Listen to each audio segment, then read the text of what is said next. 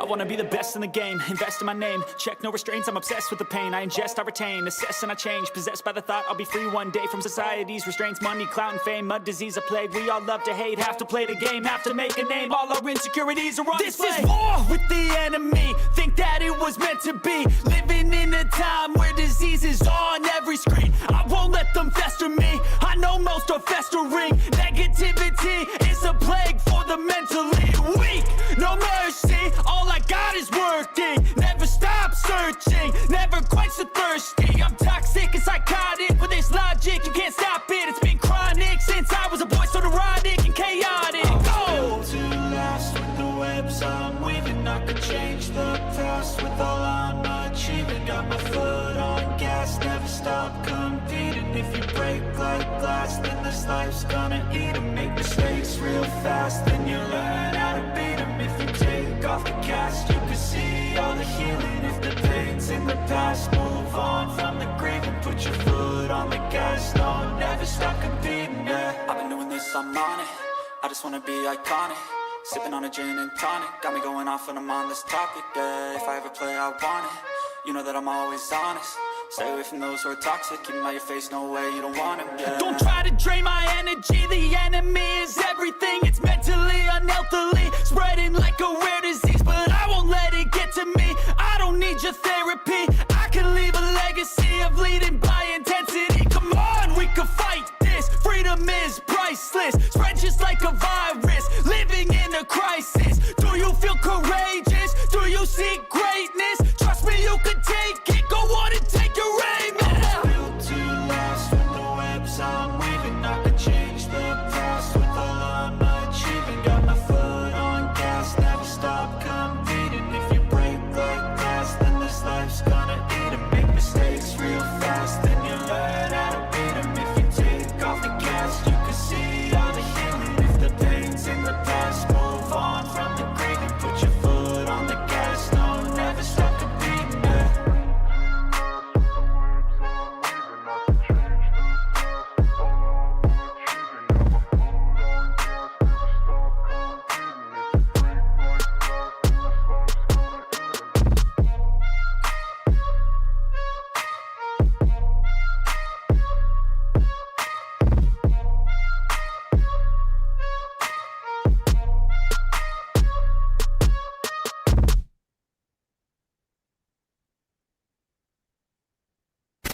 Live from the Ingalls studio, I can't wait to play with myself every day. the Sportsocracy. Damn the devil to hell! Let the big dog eat! Let him on the field! Come get you some of this. Fire them cannons! By golly, put more powder in those things. He couldn't take any more disappointment. Oh my God. The Jets killed him.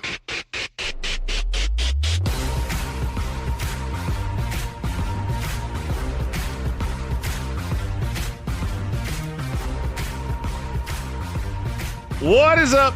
We are live from our respective houses, honoring the federal holiday, as we were so specifically told to do. Yes. But that can't keep us from talking about football. Overreaction Monday. Does that feel weird? Did it feel weird did. for you to be on that side? Tank can't hear the intros when we do it this way, so I have to start, and so we switch roles, basically. That's right. That's right. We're glad everybody made it through the weekend. Hopefully everybody made it through the weekend unscathed, unlike Bo Nix. Bo Nix did not survive the weekend unscathed. He got hurt on a drop it down kneel play that somehow Sean Payton is not catching any shit for. I'm not real sure how that happened, but sure, okay. I didn't even go back and see the play that he hurt himself on. But you said he was taking a knee. Did he get stepped on? Yeah, I think an offensive lineman stepped on it. There are two plays that it could have been. We're not exactly sure which one it was. Yeah. Well, unfortunately, that means that Jarrett Stidham is going to have to be the starting quarterback. Yep, and everybody's losing their minds about that today. And here's Jeremy just telling you, I don't think it changes that much. I really don't.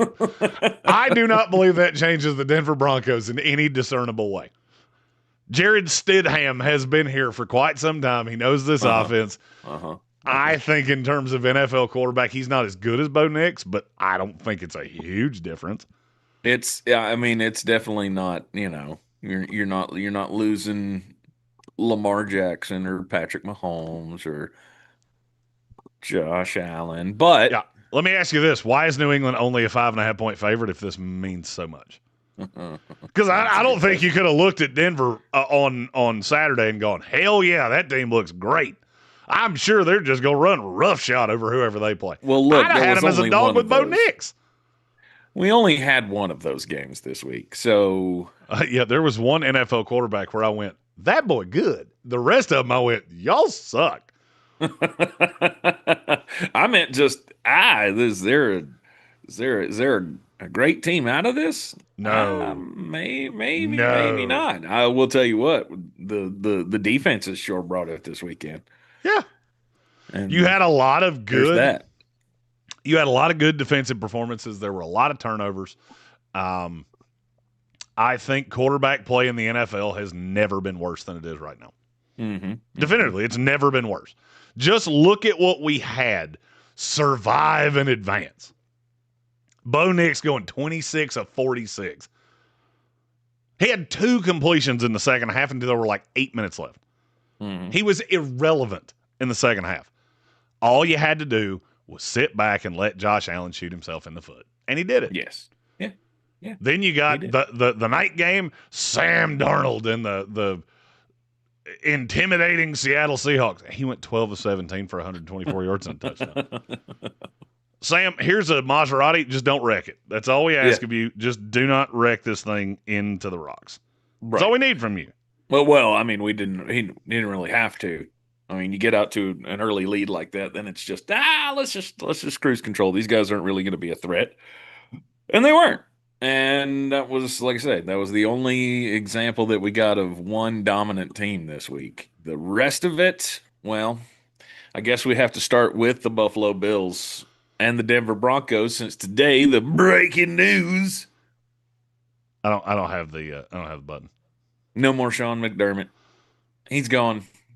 He did. 9 years, 0 playoff appearances, and he did. Well, he had playoff appearances. He had no Super Bowl appearances. Or Super Bowl appearances, excuse me. The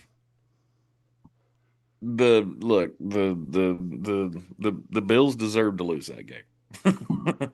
Agreed. That's all I can say. The Bills deserve to lose that game. Agreed. Minus one thing that we're going to get to momentarily. But first, we have Super Chats. So if you don't want your ears blown out of your head, I think this is turned down, but I'm not positive. The first one is from Great North Sports.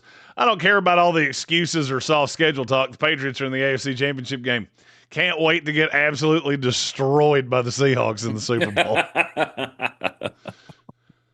He followed that up. I like the positive thinking.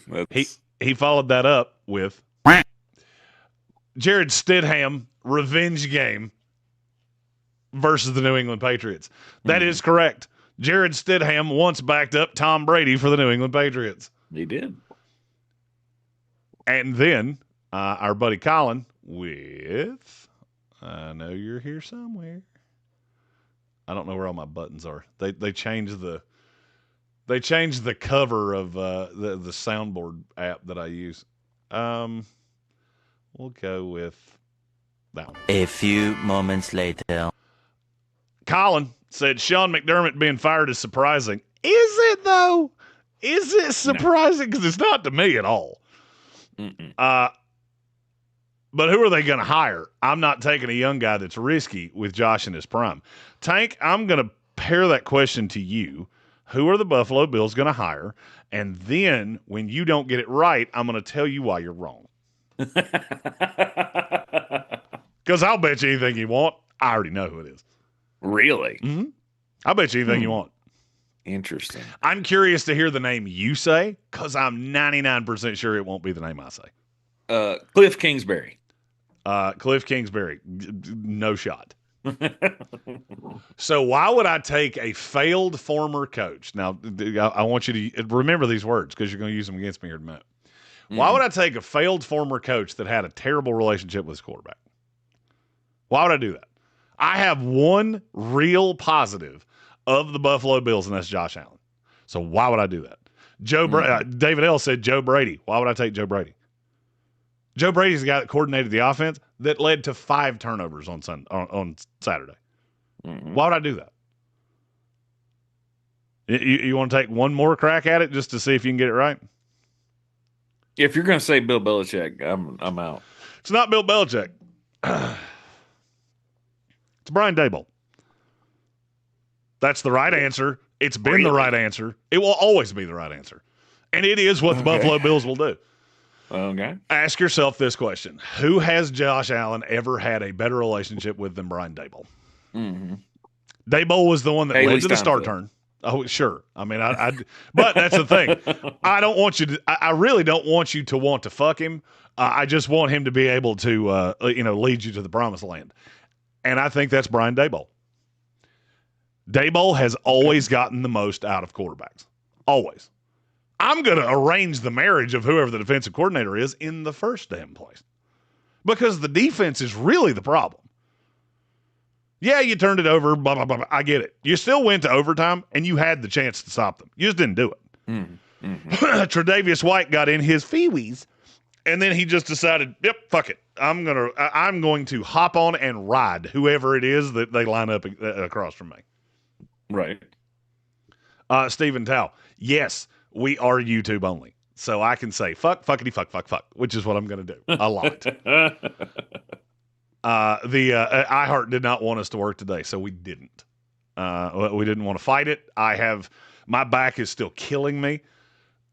So here we are, just doing stuff. To me, Brian Daboll's the only right call here. And you'll interview the others. Brady will get a precursory interview. The DC will get an interview. They'll probably bring in a handful of other guys. Mike Tomlin, maybe. Maybe you talk to him. I'm not paying the price for Mike Tomlin because we've already set that. And it's been a 1, a 2, and a 3. And Mike Tomlin's just flat out not worth that. He's just not. Yeah. He's not going to change the problem that I actively have. The problem that I have is that I have an absolute no-doubter Hall of Fame level quarterback. And I don't have a head coach that can get the most out of him. Yeah. Stephen Tao said we need a warning before you go full dictionary. My bad. Apologies.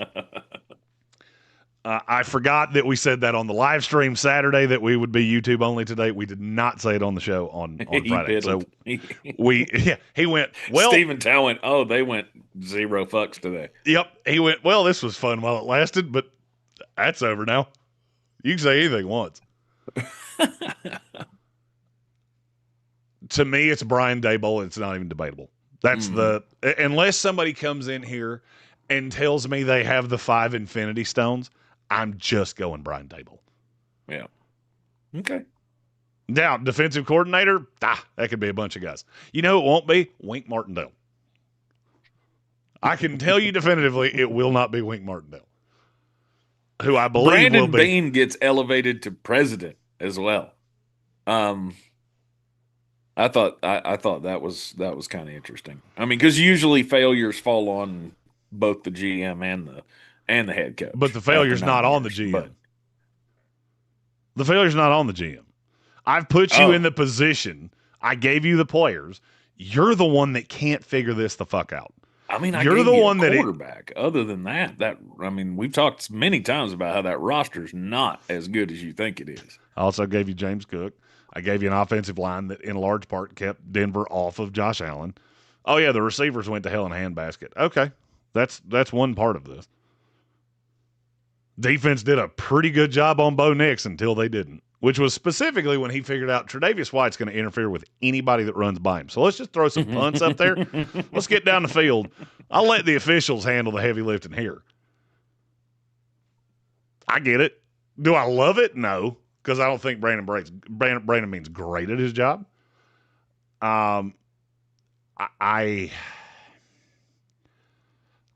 A Gambit fan said ESPN was really pissed off that they didn't give up a 1 for Jalen Waddle. Why would I give up a 1 for Jalen Waddle? Why would I give a first-round pick to a team to bail them out of a fucking mistake? You gave Jalen Waddle money that he does not deserve. Fact or fiction? Fact. Yeah. So why would I bail you out of that? Take that contract on for a receiver that had exactly 900 yards this year. Whoop-de fucking do. I mean, does Jalen Waddle fix anything? He helps. I don't think he fixes anything. He at least gives you a better downfield threat. Sure. I mean, at the end of the day, if Keon Coleman catches a ball and the officials actually understand what a fucking catch is, we're not talking about this. By the way, did you notice we had the exact same play in the Rams-Bears game? We had the exact same play. It was Devontae Adams. Are you talking about the Devontae Adams catch? Yes, and that one was actually an interception because his knee wasn't down. The ball came out before he went down. That one was way worse than Buffalo, and you got it. If you just flip the calls, do you realize how different today would be? You want to know why I bitch about officials so much? You flip those two calls, we could be having way different discussions today. But you didn't. And so here we are. We're dealing with a fired Sean McDermott, which I think is exactly where he should be. Stephen Tao asked, how many targets did Keon Coleman have this year? I just looked it up. I'm curious how close you can get on this. How many targets did Keon Coleman have this year? 63. Damn, you're close. It's 59. Oh. He has 116 in 2 years. His career stat line would be a decent rookie season. 67 catches, 960 yards, and 8 touchdowns. He would have been worth that first-round pick if we had done that. He's just not very good. Or second hadn't fit in there. He was a top of the second-round pick. Yeah, he's just not been good. He needs a change of scenery. You need a real-life, honest-to-God number one receiver. And I can't emphasize this enough. Josh Allen needs to stop choking on goobs when he gets into the playoffs. Good Lord, man. You turn the ball over 5 times, I don't have a whole lot of sympathy for you. I still keep going back to that last turnover at the end of the first half where he just ran backwards and just let him spin the ball out of his hand. Oh. Like, you don't have any control over the football. It baffles me. Turnovers and how you can continue to let that happen year in and year out is wild. Well, I mean, I would love to know. You said this to me the other night. Who told Josh Allen that the guy you should emulate with how you carry the football is Michael freaking Vick? Exactly. I don't know who that was, but they need a good swift kick in the ding-ding. Right. Like, come on, man. He's even loosey-goosey with it when he's in close quarters, but in the open field like that is nuts. Patrick Holt asked, how many turnovers did we have this weekend? Tank? God almighty. That question to you, how many turnovers did we have this good God almighty? I didn't know it was this much. I'll say I'm going to go like 17. We had 6 between Buffalo and Denver. Denver had 1. Buffalo had 5. Right. So that's 6. Seattle, San Francisco, we had 3. All San Francisco. Right. So that's 9. I was short. You were short. Houston, New England had 8. There were 8 in that game. I knew there were 8 in that one, so there was going to be a huge number. So that gets us to 17, and then we had 3 in Chicago and the Rams. Well, that's 3 short. So what's the moral of the story here?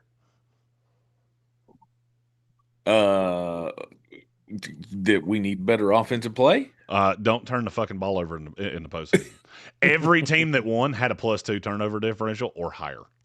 All of them. New England even turned it over 3 times. Didn't matter. Defense wins championships. because C.J. Stroud did that thing and I'm not gonna lie, I watched that entire New England game going, I think somebody said this. I believe somebody said verbatim exactly how this game was going to go. Did you see that every analyst on Countdown picked Houston? No. There was a video that went viral because they showed all of their picks at the same time, and they were all shocked that they all picked Houston. And I looked at it and went, that's not going to age well. That's not going to age well because I know exactly how this is going to go. And it did. I mean, you have to give the defense credit for keeping them in that game as many times as they turned it over. But Jesus Christ, you can't expect that's going to continue to happen. Well, I mean, look, we've had 10 games in the playoffs. Currently, I'm 8-2 against the spread. Good for you.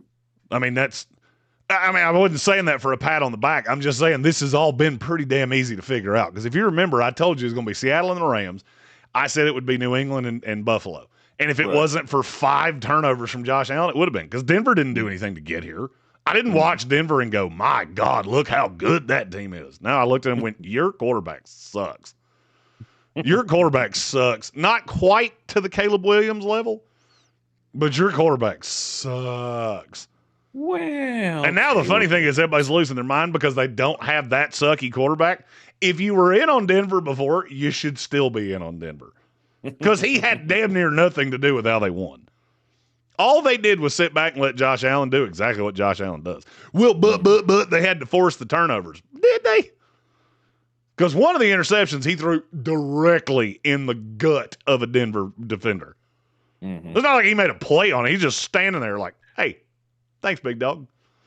But why did that happen? Did he just stand back there in a clean pocket, or was he under duress? Josh Allen did not get pressured in that game as much as you would think. I don't have the pressure. I had the pressure numbers, and now I don't know where they are. I mean, he was sacked 3 times, but one of them was a total give up. He just laid down. If there's nothing there, so just eat it. Right. And the other two were like, I think the other two were. I'm not saying it was like he had a non-existent offensive line or anything, like C.J. Stroud. But C.J. Stroud's offensive line, he did not get them a nice enough gift for Christmas. I feel very sure. Oh my God, he got them. They hate him. He got his entire offensive line a membership to the Jelly and Jam of the Month Club. Because they looked at him and said, we're going to fuck you up today. He got them all day. He got them all appointments at the nail salon. You know that big fat guy that talks about this shit in North Carolina? Yeah. Your back's going to feel like his at the end of this. What? Because we're going to let you get the shit beat out of you. It wasn't fun. It was not fun. It was like throwing gasoline on a fire. Just it was a train wreck. Massive explosion. So I mean, now the question that I have now is, at this point, is Josh Allen doomed to be Dan Marino? Fantastic player, just never got there. I mean, Marino at least got there once. Probably so. I would agree. Because, I mean, I'm looking around the AFC right now going, how are you going to be better than New England? New England's still figuring themselves out, and they're better than you. Mm-hmm. Houston's defense is evil. If they can figure out the offense, which there's a lot of work to be done there. Mm-hmm. But that defense is so damn good that if the offense is even half-assed, they'll look a lot like, Denver. Mm-hmm. Yeah, they'll look a lot like Denver. I have to hit 5 chunk plays a game, and I will beat you. And by chunk plays, I mean 15 yards or more. That's all Denver has to do to beat you.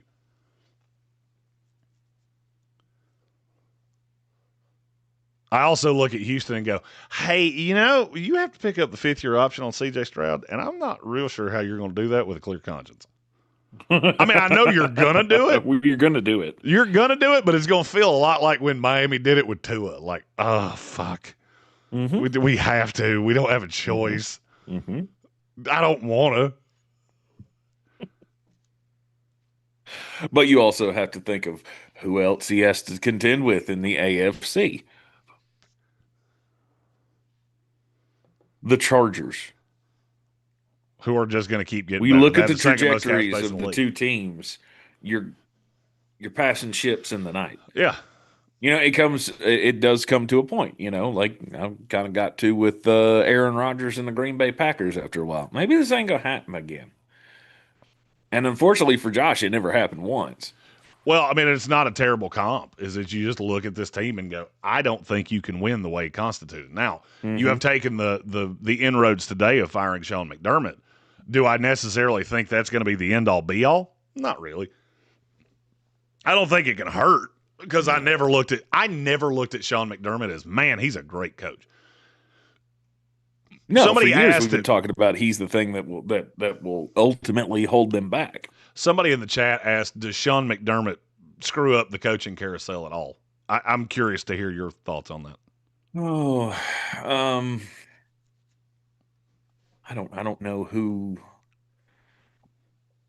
would look at him and change their plans. I can tell you one.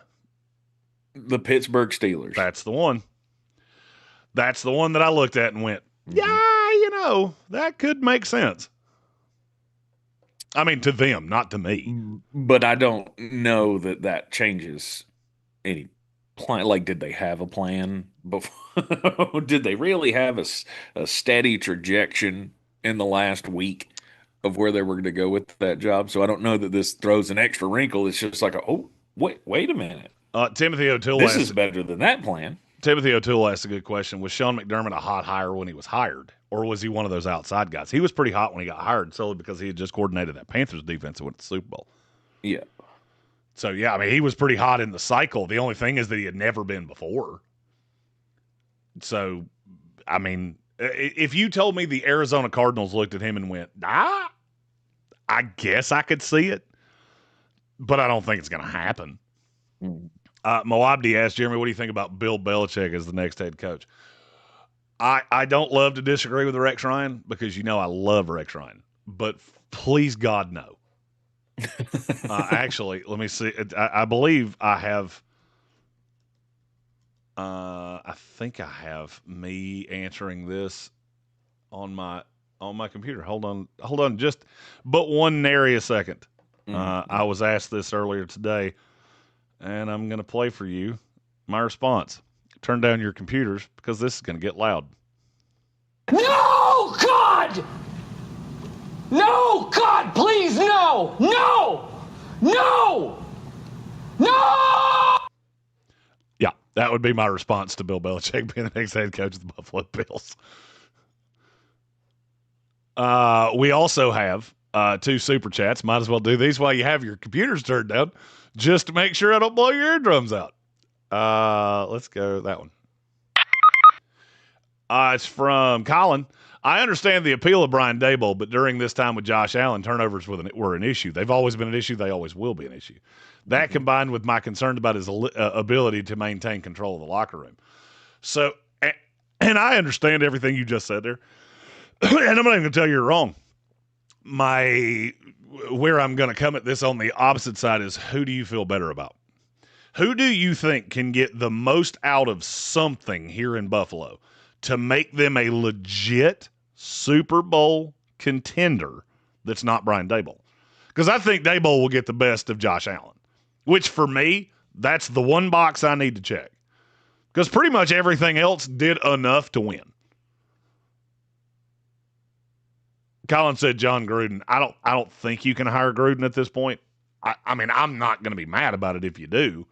I just think that comes with a whole shitload of, but for why did you do that? I'm sorry. I just heard a girly yelp come from upstairs, which tells me Joshua found the mouse again. Oh, do you have a horse mouse?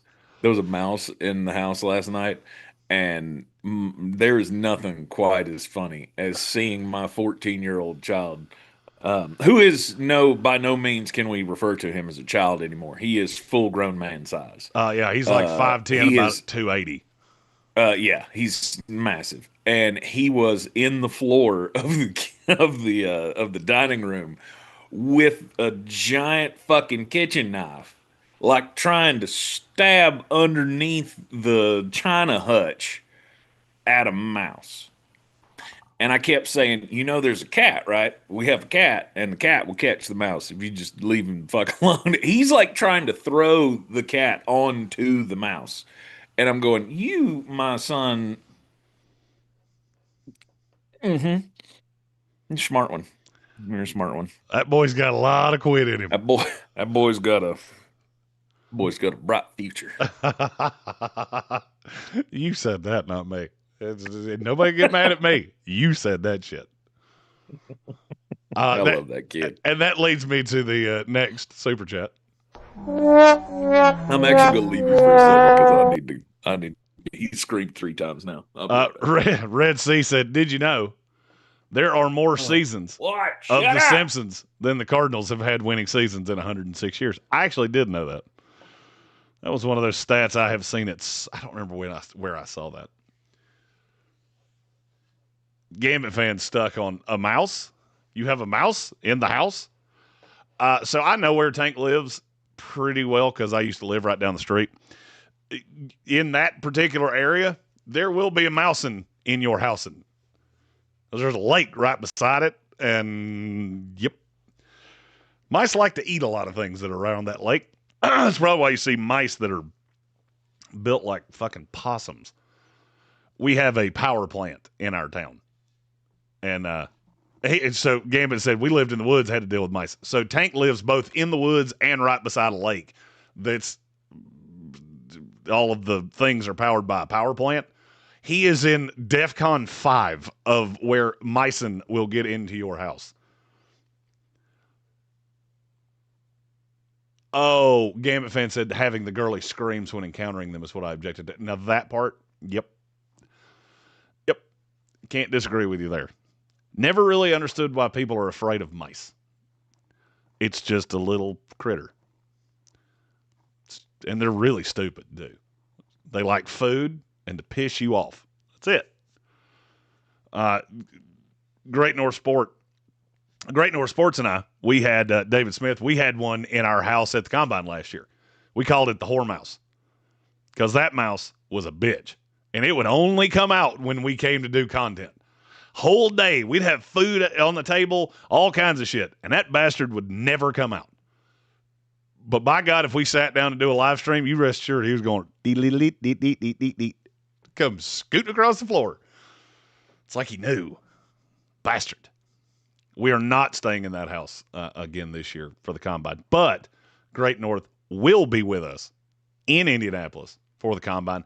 And there is a possibility that we will also have Cowboy Zach Hurst. Very excited. Very excited. Could also have Jonathan Welch as well.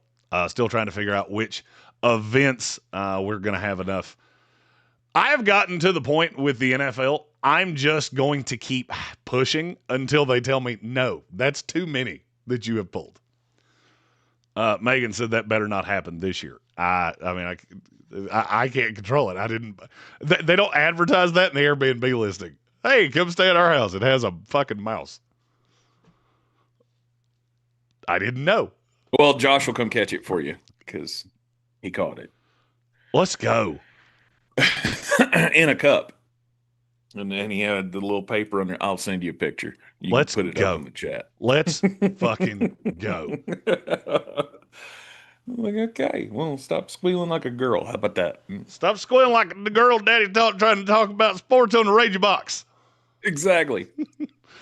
Gambit said redemption. I will say that is redemption. I'll even give Coach some slack for screaming like a bitch. The fact you caught it, that makes up for that. That makes up for that. Good boy. Attaboy. I will even forgive the girly scream. Patrick Holt, that might be comment of the day. Sounds like a future exterminator to me. Boy's going to end up with a job with his name on his shirt. I knew that line was coming. I almost said it, and then I went, nope, his kid. I'm going to let him say it. Not that there's anything wrong with that. Honest work. Exterminators can make a hell of a lot of money. Honest work. That's all I can say. It's honest work. What the fuck were we talking about before we went down this rabbit hole? Jesus, I don't know. Were you talking about mice ever since I left? Yeah, we were talking about the whore mouse in Indianapolis. Do you remember the whore mouse?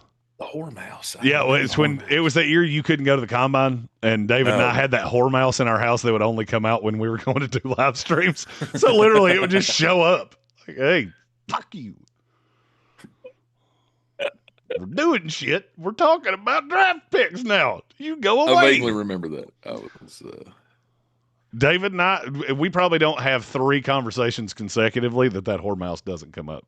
That thing's been dead for 9 months. Easy. Right. Somebody rented that house and had a dog. That little bastard got 8. Because he was Frankie not Cleary. A smart mouse. He already named the business Terminext. Bingo. The next generation of extermination. Bingo. And there's the tagline. God, you say marketing things sometimes, and I just go, that boy paid attention. That boy's brains are working overtime sometimes. That boy paid attention when I was saying stuff. He's just retarded.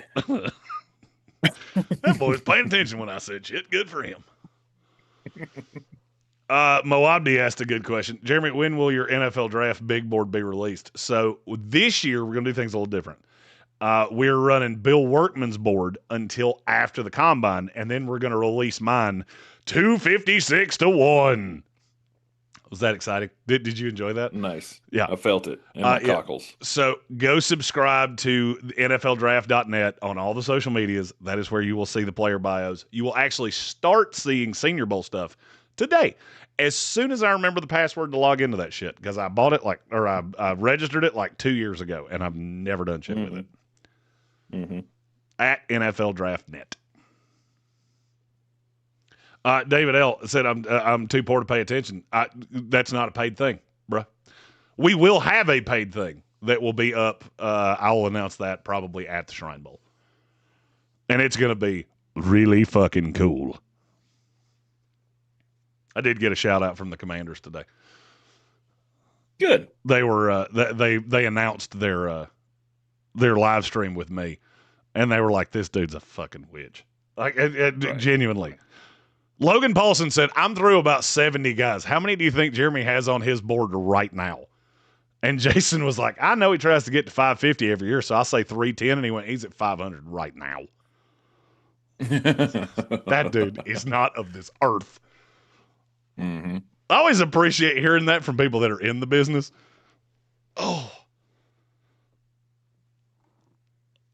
I'm sorry. I had to readjust because my heating pad had fallen. Uh-oh. And when I pushed myself up, I think I peed a little. Oh. Have you gone to a doctor yet? No. Have you consulted a physician? No, I have a plan, though. We're going muscle relaxer tomorrow if this hasn't gotten better. If it hasn't gotten better after that, I'm going to my doctor and going, I don't know what the Toradol replacement is, but you're going to shoot that shit right between about C7 and C8. It's going to need that injection. I'm going to need that needle, bro. We got a super chat from Colin. Oh, okay. Don't want to blow out anybody's eardrums, so swoopy doopy. And then we'll go right here to. This just says the rock sound effect. I'm just curious. That is not what I thought. I didn't think that's what that was going to be. What was it? It was like a gunshot or some shit. That's not The Rock. Nope. I was expecting to get sued by WWE on that. For sure. Oh, we'll go here. We'll go here instead. Another one. There it is.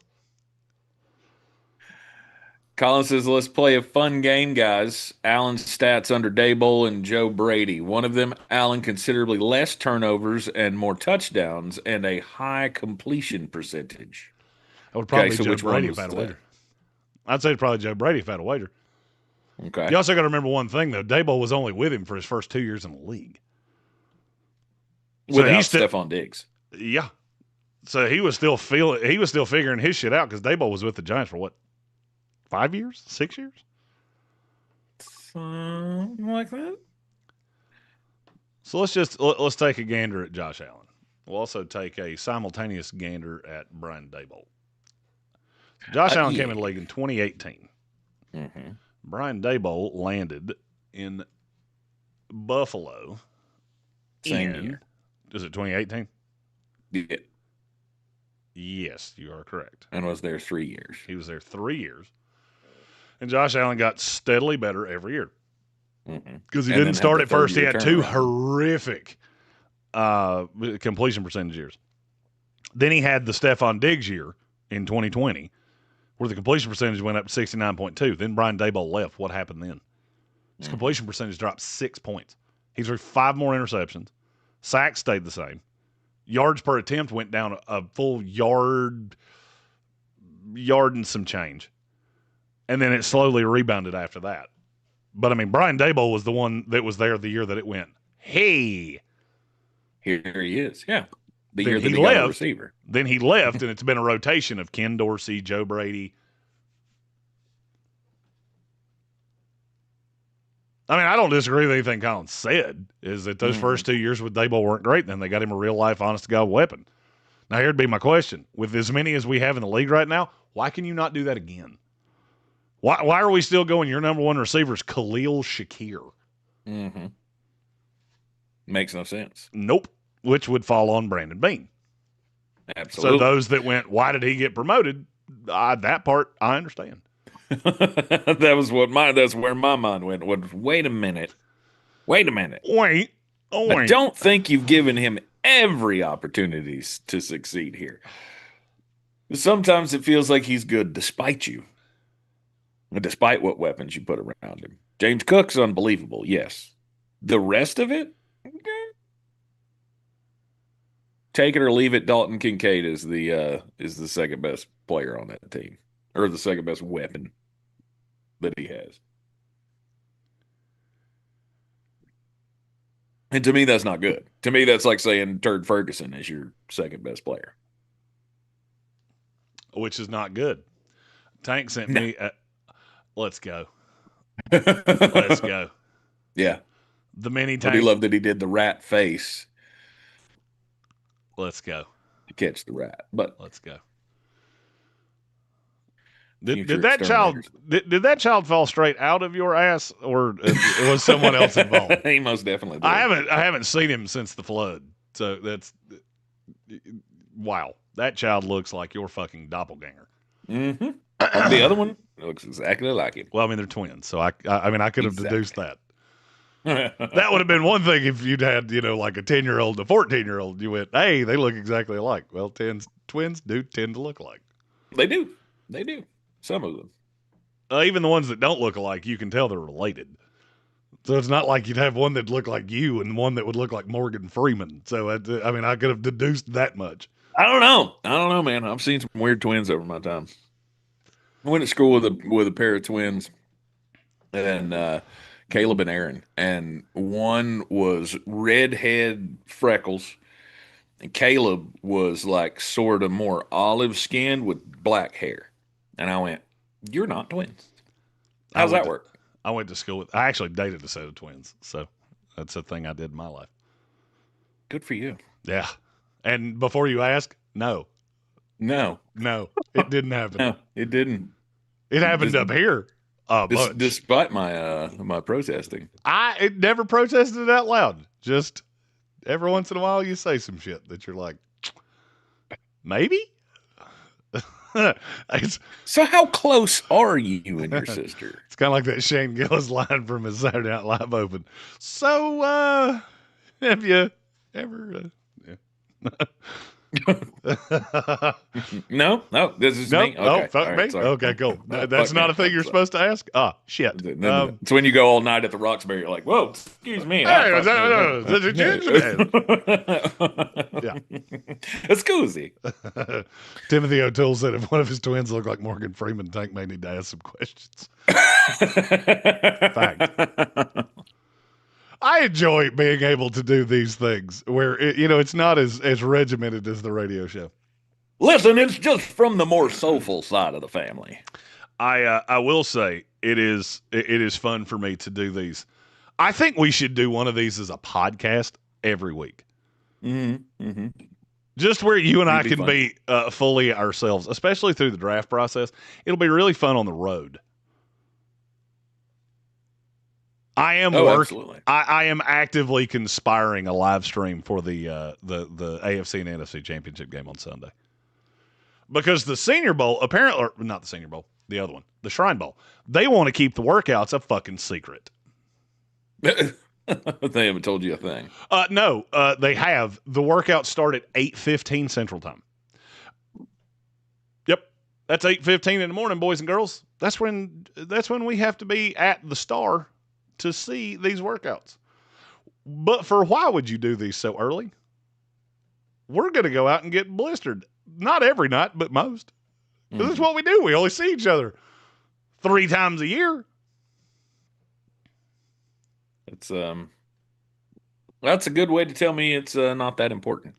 Well, I mean, look, we got some players. We got some dudes. You put it on that early in the morning. You obviously don't want a lot of people to pay attention. So I'm curious. I want to see how close you come to this. My final my initial 256. How many players on my big board are at the Senior Bowl? There are 114 players there for reference. I'd probably say a good 86. Damn it, you nailed it. It's exactly right. It's 86. Let's go. That's exactly right. It's 86. How many are at the Shrine Bowl? 14. 45, and 6 of them are in the bottom 9. Okay. Yeah, so that's still a decent number. We have 39 that broke the top 250. Well, 246, but still. Right.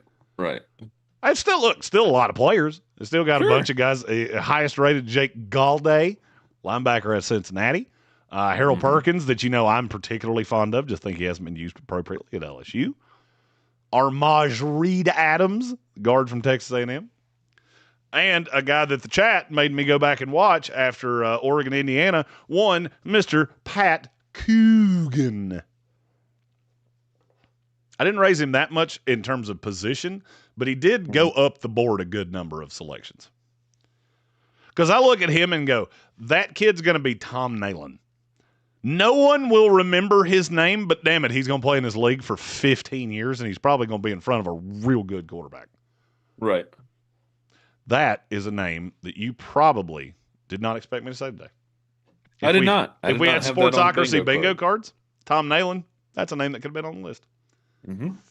Super Bowl champion Denver Broncos, right? Putting in work said, I need you to look at Landon Robinson, the defensive tackle from Navy, while you're at the Shrine Bowl. Let me know what you think. Landon Robinson is... I just so happen to remember that name. 1, 2, 3, 4, 5. He is number 5 on my Shrine Bowl watch list. Because now Bill Workman is the 3rd person whose opinion I trust that said, you should watch that kid. So now he's probably going to be 2 by the time we actually print this sumbitch. Colin doing his damnedest and best, and we appreciate him to get this train back on the tracks. Hell yeah. And we appreciate you. He's got another super chat. And I'm going to hit this one right here. And that one. Another one. There. He said, fact or fiction, this was the Bills' year to win the Super Bowl because the playoffs in the AFC are going to be much harder next year. 1,000%. I agree with you. 1,000%. This was the year. This was the year, and you dootied in your pants. Which is why Sean McDermott is now fired. Yep. That's why Sean McDermott's going to be the defensive coordinator for the Pittsburgh Steelers in a year. You don't even think he's going to get the head coaching job? That's the one that I think he could get. That's the one. Right. I don't see another one. I mean, I would gladly take him in Tampa Bay, but you would take me in Tampa Bay. We're keeping our shit, coach. So you would take me in Tampa Bay, and you would like it. And you don't want to admit that you'd like it, but you would. Yeah, well, I mean, it'd be better than what we got. For sure. Anyhow, no, this was the Bills' year to get it done, and I believe we said that going into the playoffs that there would be heavy questions asked if you didn't get it done. Fact.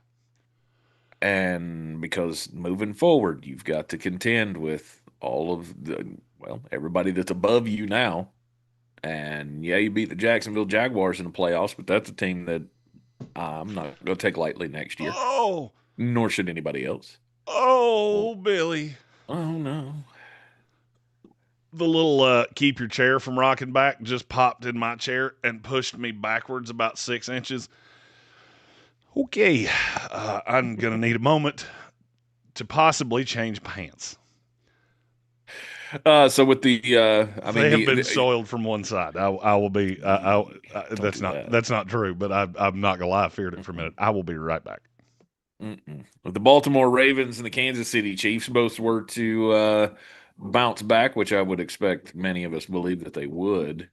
Nothing comes easy in the AFC next year, and then that's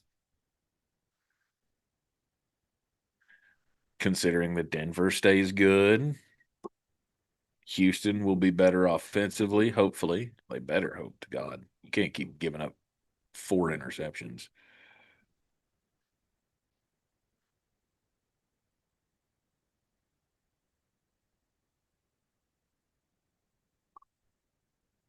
I'm not shocked at all that Sean McDermott got fired.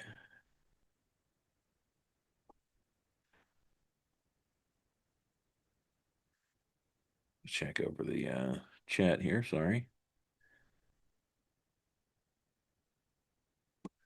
I don't understand, Gambit fan, how Todd Bowles or Zach Taylor have lasted as long as they have, other than your ownership is just shit and realizes or has just consigned themselves to, well, I guess we really are too poor to pay another coach. Which to me at the professional level is absolutely ridiculous. I'll ask the question again, how much is LSU paying coaches right now that aren't coaching for them? I think they're still paying Orgeron.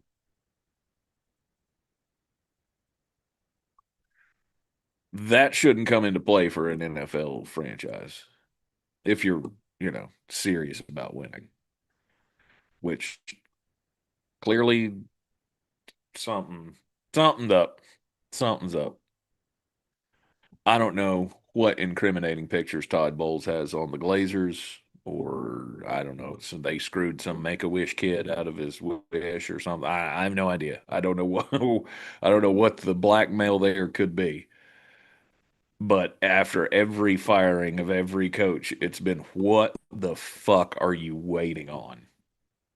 John Harbaugh, Mike Tomlin, Sean McDermott, on down the line. I guess the only fallback there is that those owners are that damn bad.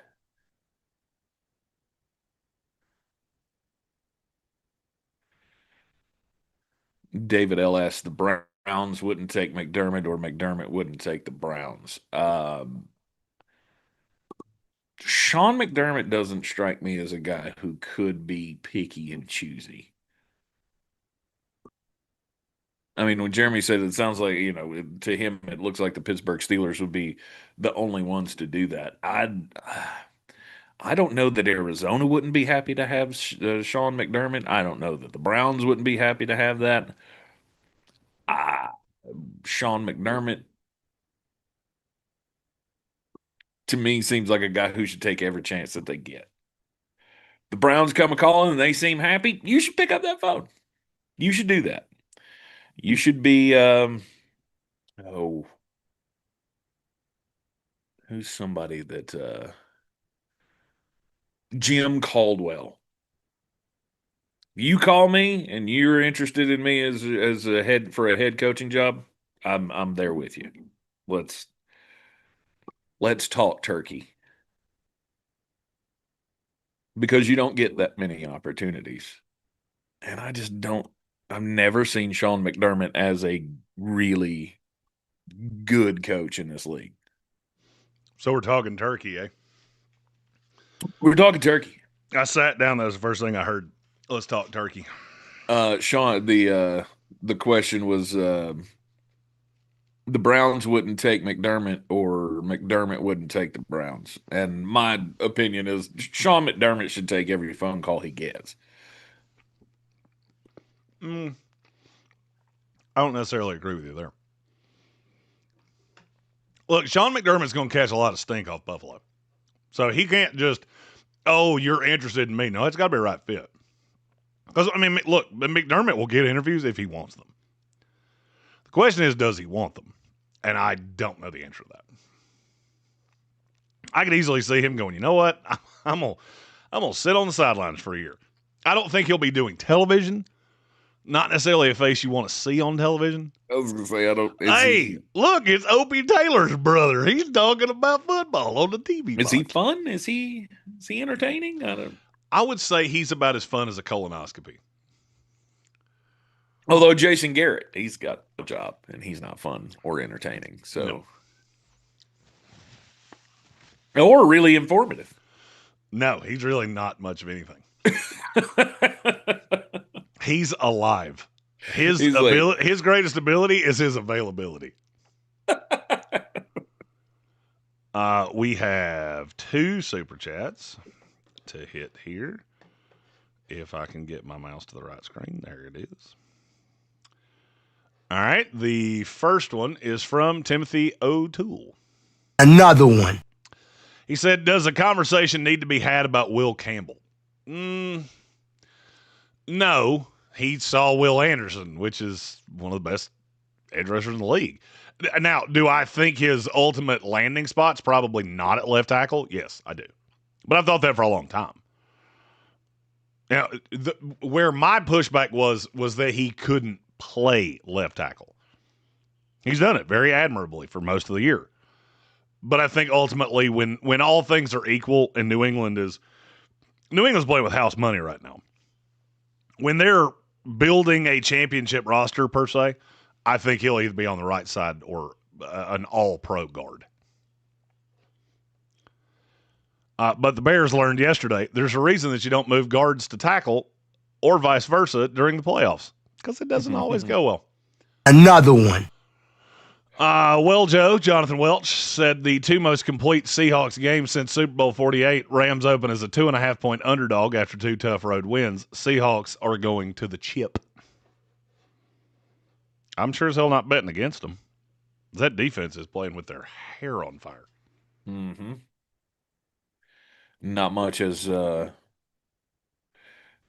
has come from Matthew Stafford either to make me think that they're in too much danger.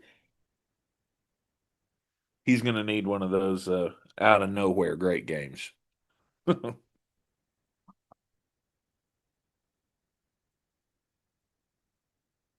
It won't be out of nowhere. I'll be shocked if he doesn't play well next week. I haven't seen the preliminary weather, but he's played 2 weather games in a row, and he's found a way to win them. I would undervalue the Rams at your own peril. I'll put it that way. Also, virtually no chance we don't have a repeat Super Bowl because we've had all of these except for one. Yes.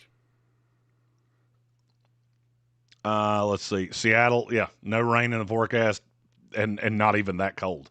By the way, let's play a fun game. Cheapest ticket for Rams Seahawks is – actually, no, let's go the other way.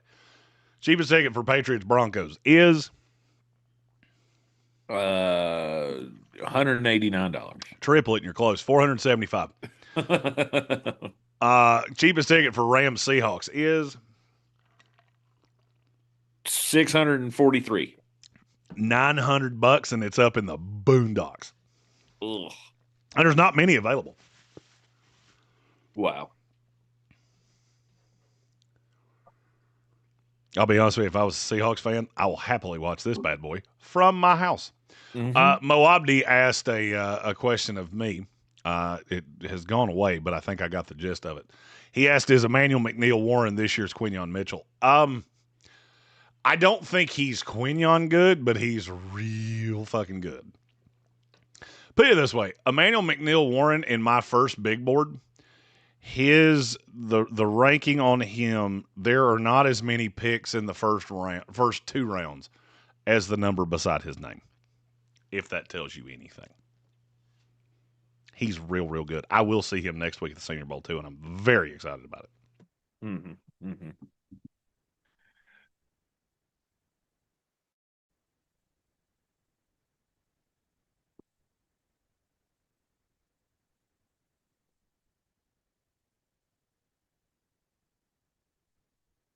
So after the game last night, how impressed or unimpressed are you with the Chicago Bears and Ben Johnson? Because I felt like it was impressive that you were competitive. So you're going to have to narrow that question. But I don't know. You're going to have to narrow that question down. But I don't. But I don't know if. I don't know if you let the. I mean, did you let the moment get too big for you if you were Ben? Should he have gone for 2? Yes. 100% he should have gone for 2. Because you have to know. You have to know. My quarterback sucks on ice. I've never in my life watched so many smart people say so much stupid shit about Caleb Williams. I've never seen it. Chase Daniel literally went to Twitter to explain why that last interception wasn't Caleb Williams' fault. The last slide 100% showed why it was. Yes, DJ Moore dogged it. And yes, I have a problem with that. I also had a problem with that when he was coming out of college. If you remember, Nate Brown and I disagreed on DJ Moore vehemently. It's the first time he's been on a winning team in the NFL. I don't think that's an irony. He did dog it. Caleb Williams also should have seen that. Because when it came out of his hand, DJ Moore was never open. He ran the route poorly. You have to eat that. That's what Caleb Williams does. So I said on Twitter, Caleb giveth, Caleb taketh away. I've never said he doesn't have arm talent. He does. He has a 10-cent brain. He's not a good NFL quarterback. He's not. He's never going to be. And I'll die on this hill. He will never be a good NFL quarterback. This year, he had the best tight end group in the league. He had a top 15-ish wide receiver in DJ Moore. I would say a top 25-ish receiver in Rome Odunze.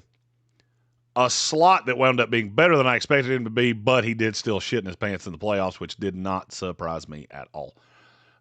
And a running game that Ben Johnson schemed up to be really good. Oh, and by the way, you had one of the best offensive lines in the league. Still wasn't enough. Still wasn't enough. Guess what? It gets harder every year. That's the thing about rookies. The trajectory of a rookie, when you take one that high, should be that they start really good, they wane off a little bit, they rise back up before the option, and then they kind of slide down over the course of the second contract. That's the trajectory of a good quarterback. You know it's not the trajectory of a good quarterback? You still can't complete 60% of your passes. For me, and I'm sure people think I say that too often, because it's a base benchmark of if you can't do that, you're not a quarterback in this league. And he's not. Ben Johnson deserves all the credit in the world. I think he should be NFL head coach of the year. Because he carried this team to the NFC Divisional playoffs. And I'm not shocked they got beat by the Rams. I'm not shocked how it went. I'm not. Not surprised in the least. Went exactly how I thought it would go. We have a super chat and breaking news. I was going to say the only thing that shocked me was that Ben did not go for 2. Mr. Go for it on 4th down. Did not go, fuck it, let's win the game right here. There's only one. He got it in his head, if we miss this, they are going to crucify me. I don't think it was that. I have an alternate theorem, if you will, as to why Ben didn't go for 2. Okay. It would undermine his faith in Caleb.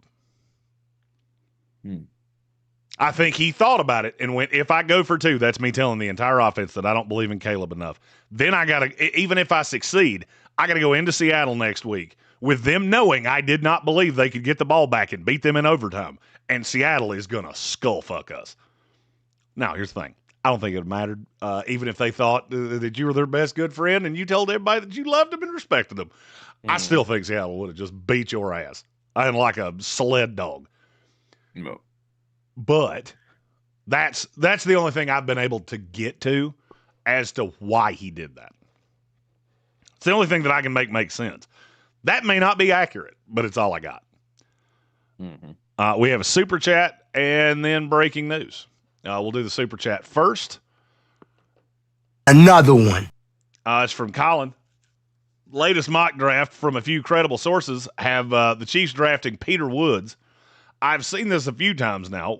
What's your take on him? Is he worth the 9th overall pick? Love him going to the Saints.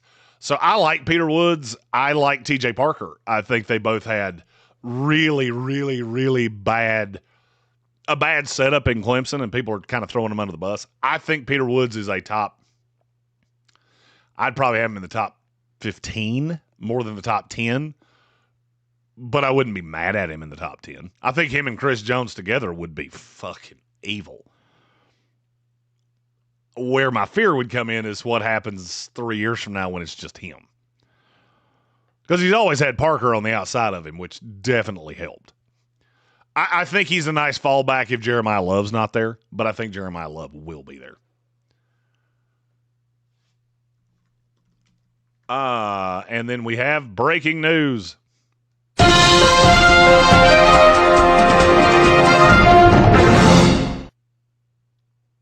Zach Charbonnet's done for the year. No. So that means you will have only Kenny Walker in the playoffs. Well, that's unfortunate. Yep. It's not good. Gambit fan said, I can't turn that any lower. I don't know why that one is so loud. I apologize. I had that turned down at 8. Have the other ones been loud? Nobody said shit. I'm turning them literally so low. I need to just hook the board up here and be fucking done. I was going to say, why do you not have the board hooked up? Well, because I get tired of taking it down. Do you know how big a pain in the ass it is to plug that thing up and then unwire it and do all the bullshit? Oh, yeah. Sorry. Oh, yeah. Stephen Tao said every other one had been good. You know what? Hold on. I can remedy this. Go away. That one will never appear on that screen again. So that's the best I can do. I don't know why that one's so loud. Excommunicate it. Matt Penn said, the Sportsocracy is the only radio program that intentionally does not want their listeners to hear. I'm sorry. We just want you to be on our level because we're both deaf. I am deaf. So, I mean, I can't hear any of this shit anyway. I can hear him. I can't hear anything else. Usually I have somebody to push those buttons for me. It's not really meant to work this way, but Tank doesn't have buttons at his house. In spite of the fact that I asked him to have buttons at his house. I don't know how to do that. Yeah, you do.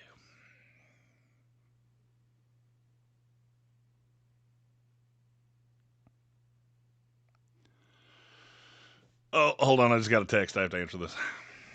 Ruh-roh. So after the Bears fall flat on their faces, again, I thought it was obviously a hell of a competitive game, and I did not expect that it was going to be that way. Better weather, maybe it wouldn't have been. But I mean, Jaquan Brisker was playing out of his mind, unbelievable last night. I just kept watching that and going, I told you so. I told you so. I told you so. I remember covering that draft, and I could not get Jaquan Brisker out of my head. You loved him. I did.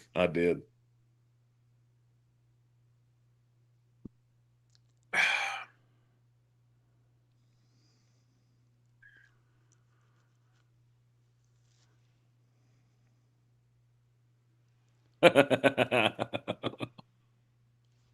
do love that. Tank out loud.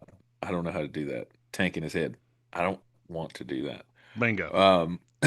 And you're more accurate right there than you think, because I know for a fucking fact he knows how to do that. Yeah, I love Steven Tell.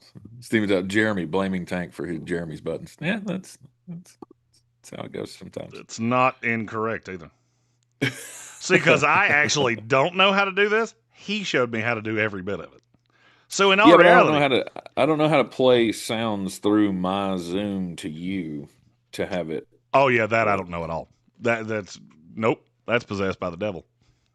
Yeah, I really don't know how to do that. Right, that's what I'm saying. So I mean, I could pull up some soundboards over here, but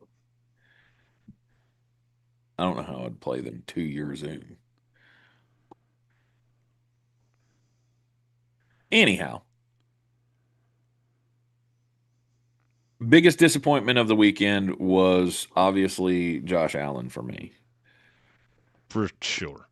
I think CJ Stroud was a close second. Not that I even expected them to win. Just I did not expect you to just completely look like you'd never touched a football before.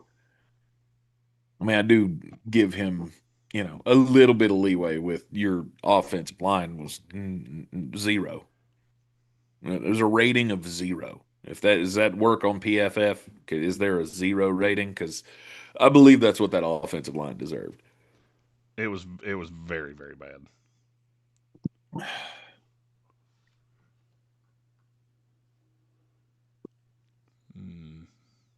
Were you disappointed by anything else, though? Well, I mean, I'm disappointed that Bo Nix is not going to be able to play next week. That part sucks. Mm-hmm. But I mean, really, everything went so in kind of lockstep of how I thought it was going to go. Right. It's hard for me to be too disappointed when I was completely prepared for it.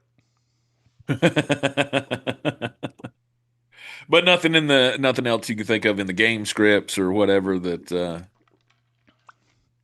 No, I mean, I pulled you off of somebody, or I thought San Francisco was 100% given up very early. I feel like they rolled over and died. Yep. I mean, to me, there's really nothing to talk about with that game. That's how bad I actually thought that was. No doubt about it. Hell, I mean, we did that game live, and we didn't really talk about it all that much. Hell, by the time I had joined the live stream, it was already 14-0. Steven Tao said, "Just go home, Tank, or just stay home, stay off. You don't need to."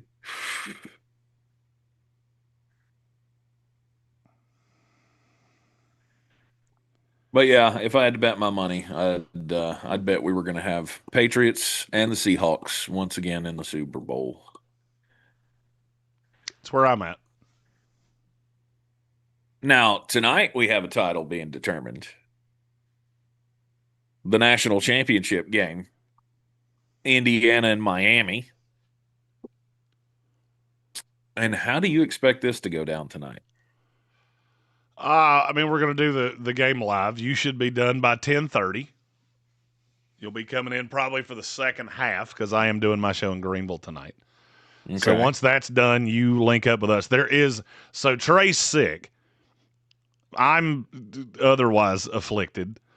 And we don't really know how to zoom in a second person, or we would have you on that, but we don't know how to do that. I asked him earlier, and he went, "I don't know that I can figure that out in a day." And I went, "I'm not going to ask you to figure that out in a day."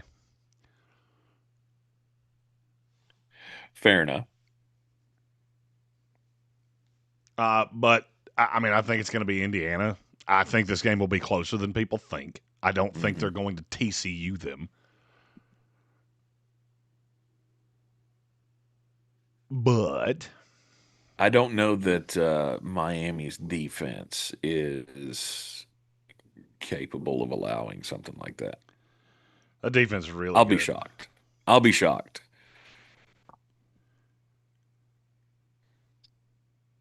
What's the line on this game? Indiana was a 7-point favorite last time I saw it. That's not going to help me. 8.5. Yeah, it's gone up a little bit. Indiana's at 8.5. Timothy O'Toole, yes, That's a lot. It will be on YouTube tonight. So here's what I think we're going to do. We'll have overtime from 7 to 9. That'll be here as it usually is.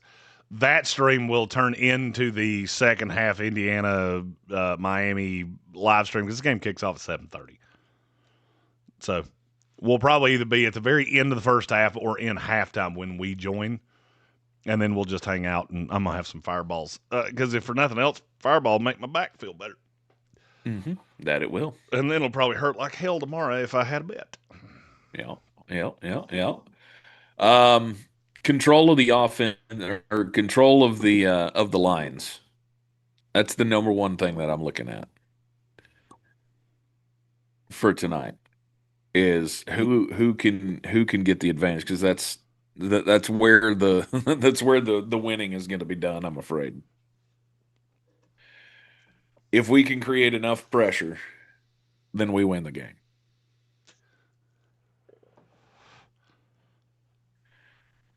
And I would say after Indiana's performance against Oregon last week, I think that's the Miami offensive line's got a hell of a job cut out for them.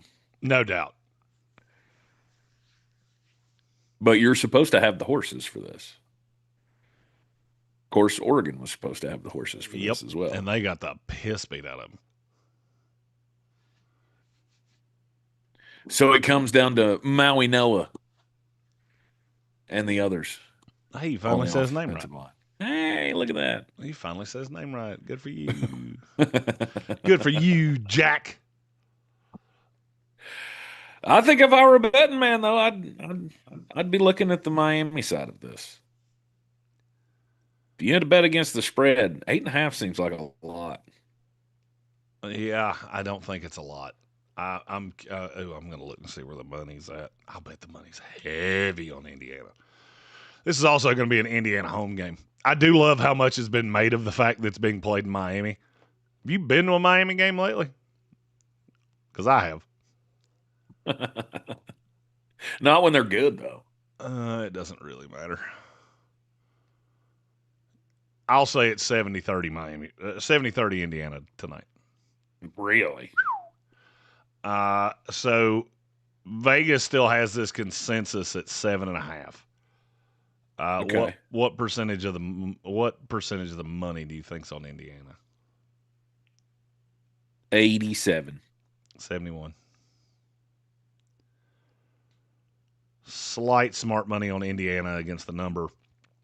Money line 60-40 Indiana. Slight smart on Miami. And I tend to agree with that. I think if Miami covers, they win. Yeah, there's my that would be the one-liner analysis I got here. If you think Miami covers this number, just take them to win. Okay. Because if this gets close, I don't see any way. Yeah, like Miami's got the ball down 3 with 5 minutes to go. They're either going to go down and score, or Beck's going to throw that unbelievably god-awful pick 6 that allows Indiana to cover. Yeah.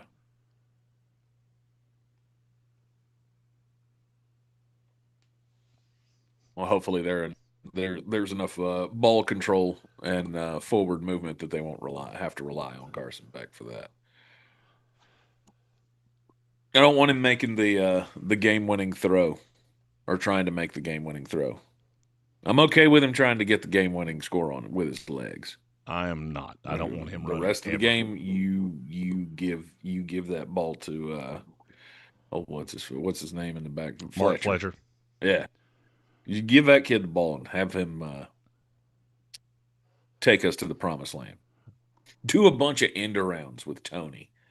We have a super chat. Protect your ears, although I've played this one, so it shouldn't be a problem. Another one. It's from Colin, who said, "Can we talk about where you see free agents? To what team the top 15 go to?" I haven't even started free agency, so at this point, it would all be nothing more than merely a guess. Matt Penn said, nope, too loud. It's still loud. I don't know how. I have no idea how. I'm literally looking at the level, and it barely registered. I don't know. There's no play sounds. Maybe we make Tank sing them. I don't know. Anything with free agency would be nothing more than a guess to me. I have to get through Senior Bowl and Shrine Bowl before I can get into that. That doesn't even start until the middle of March. I get why you asked it, but any guess you're going to get from me is probably going to be the same guess you're getting from any other, leading expert. We don't have coaches hired, which will tell me a lot. I was just looking at a preliminary list of the free agents here. Holy smokes! Kenny Walker is listed as number 1. That would surprise me. It's that high. We have Walker. better than that.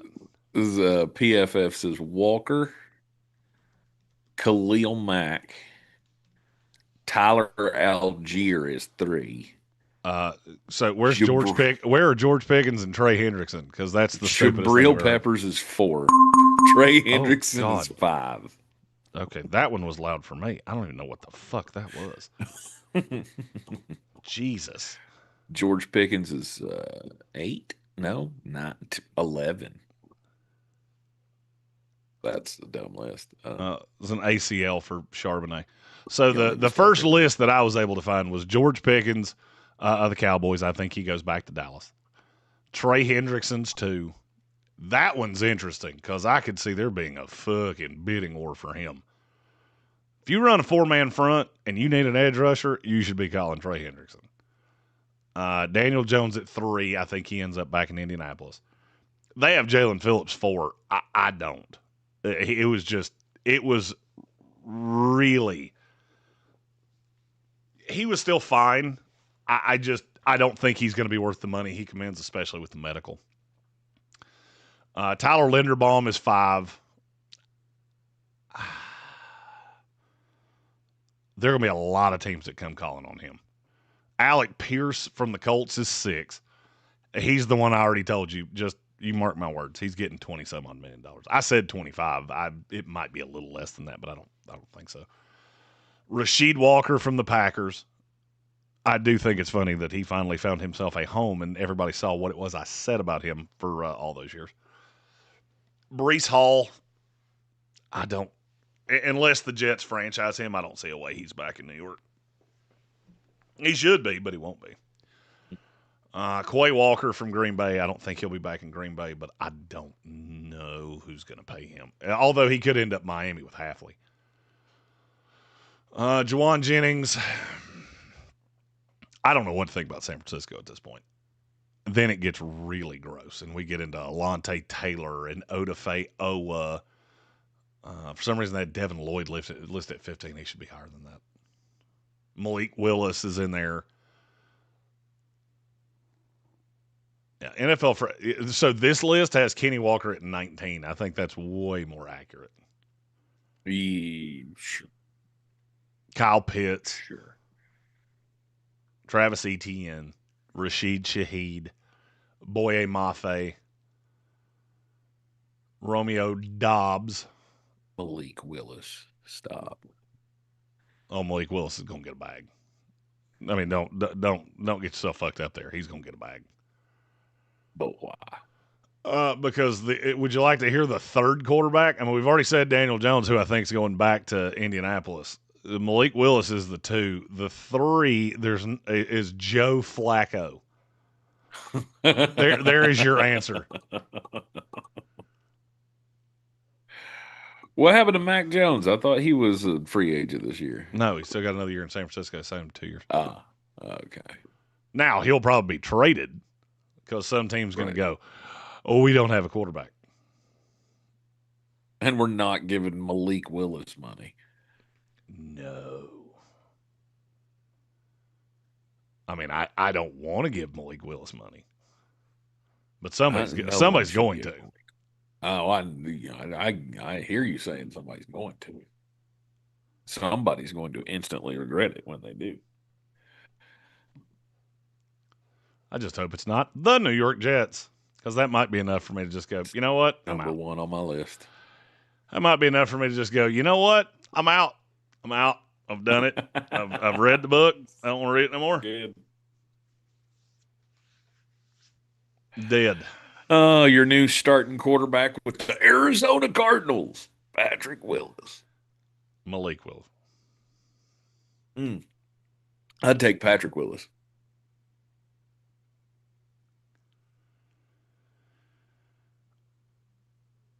Oh, Megan just got eyes on the weather for Dallas this week. Oh, yeah? Yeah, it's supposed to snow Saturday. You ever seen that snow in Dallas? No. I have. I know what it does. It ain't great.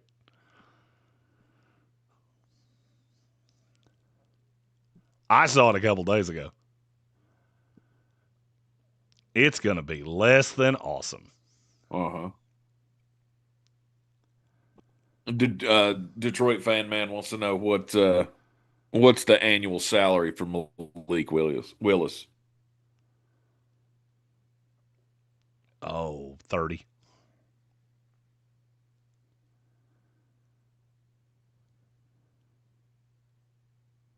Wow. That's ridiculous. Your GM should be fired. Should be. Just won't be. Immediately. Just immediately. Like, as soon as that news comes out, just owner goes downstairs. What the fuck did you just do? You gave how much to who? Excuse me? I'd rather you give $30 million to Bruce Willis. Oh, yeah. At least John McClane can save us if the terrorists take over Nakatomi Plaza.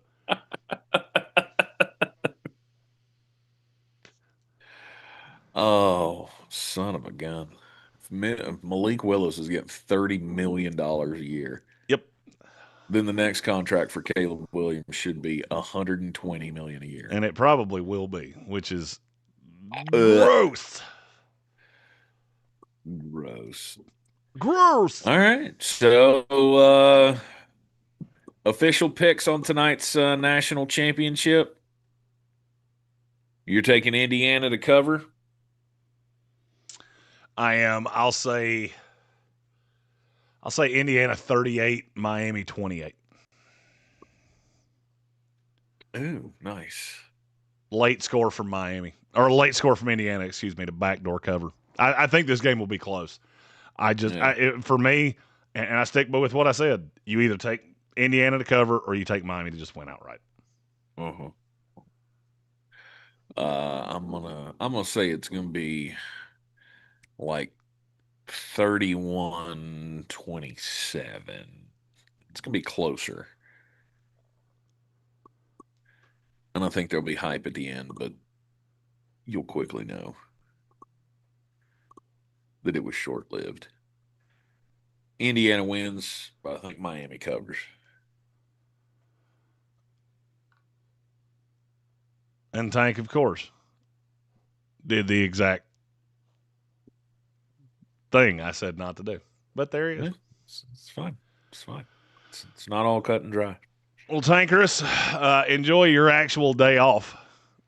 Indeed. Appreciate you hopping in for an hour and a half here and a little bit tonight. Sure. We'll touch base back at what, 9? Yes. We'll do a little 9 tonight. That'll be fun times. And join me for overtime at 7. It's you can hear it on the iHeartRadio app in Greenville, Fox Sports Upstate 104.9 FM. We're going to talk about the playoffs. We're going to talk about Greenville, Asheville, Spartanburg, number 4 media market in the country for college football. It's big time. Yep. Which means our college discussions are going to ramp up quite precipitously in the fall. Quite right. Everybody enjoy. We'll see y'all this evening.